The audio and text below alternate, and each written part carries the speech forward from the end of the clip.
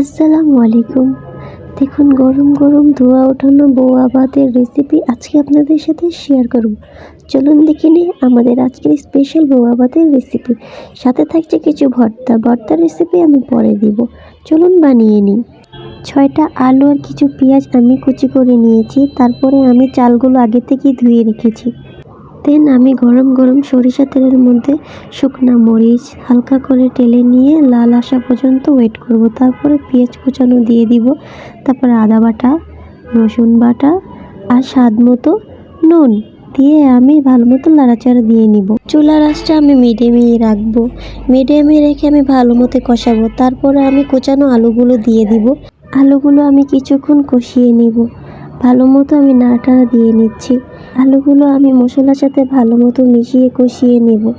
কিছুক্ষণ ওয়েট করব যাতে আলুগুলো হালকা একটু ভালো মতো কষে যায়।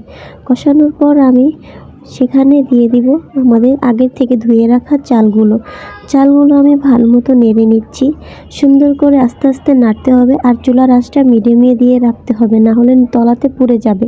চালগুলো আমি মশলা আর আলুর সাথে ভালো মতো একটু ভাজাভাজি করে নিচ্ছি। ভাজা হয়ে গেলে আমি সেখানে পরিমাণ মতো পানি দিয়ে দিব। আমি আমার পরিমাণ মতো পানি দিয়ে ভালো মতো আমি নাড়া দিয়ে নিব। সুন্দর করে নাড়াচাড়া দিয়ে আমি একটা ঢাকনা দিয়ে ঢেকে দিব। বলক চলে আসা পর্যন্ত আমি ওয়েট করব। বলক চলে আসলে আমি কয়েকটা কাঁচামরিচ ভেঙে তার মধ্যে দিয়ে নিব। তারপরে সুন্দর করে আমি নেড়ে চেড়ে আমার বোয়া ভাত রেডি করে নিচ্ছি। ভালো মতো নিচে নাড়তে হবে যাতে না লেগে যায়। তৈরি হয়ে গেল আমার বোয়া ভাত। টানা!